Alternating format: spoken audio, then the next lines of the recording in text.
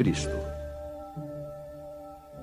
Jesus não veio destruir a lei, o que quer dizer a lei de Deus. Ele veio cumpri-la, ou seja, desenvolvê-la, dar-lhe o seu verdadeiro sentido e apropriá-la ao grau de adiantamento dos homens.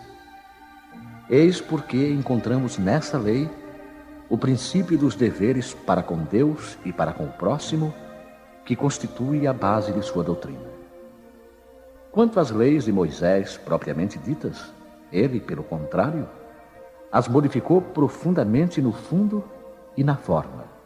Combateu sem cessar o abuso das práticas exteriores e as falsas interpretações, e não podia fazê-las passar por uma reforma mais radical do que reduzindo-as a estas palavras: amar a Deus sobre todas as coisas e ao próximo como a si mesmo. E ao acrescentar: esta é toda a lei e os profetas. Por estas palavras, o céu e a terra não passarão enquanto não se cumprir até o último jota. Jesus quis dizer que era necessário que a lei de Deus fosse cumprida, ou seja, que fosse praticada em toda a terra, em toda a sua pureza, com todos os seus desenvolvimentos e todas as suas consequências. Pois de que serviria estabelecer essa lei, se ela tivesse de ficar como privilégio de alguns homens, ou mesmo de um só povo?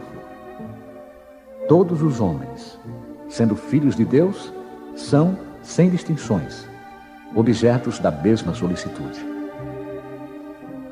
Mas o papel de Jesus não foi simplesmente o de um legislador moralista, sem outra autoridade que a sua palavra. Ele veio cumprir as profecias que haviam anunciado o seu advento. Sua autoridade decorria da natureza excepcional do seu espírito e da natureza divina da sua missão.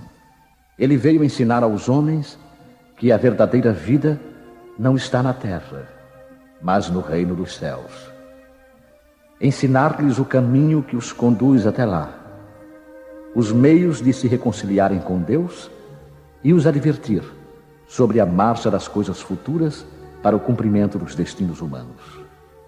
Não obstante, ele não disse tudo e, sobre muitos pontos, limitou-se a lançar o germe de verdades que ele mesmo declarou não poderem ser então compreendidas.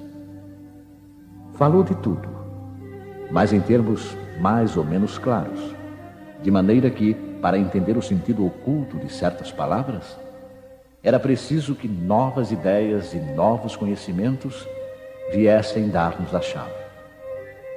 Essas ideias não podiam surgir antes de um certo grau de amadurecimento do espírito humano. A ciência devia contribuir poderosamente para o aparecimento e o desenvolvimento dessas ideias. Era preciso, pois, dar tempo à ciência para progredir.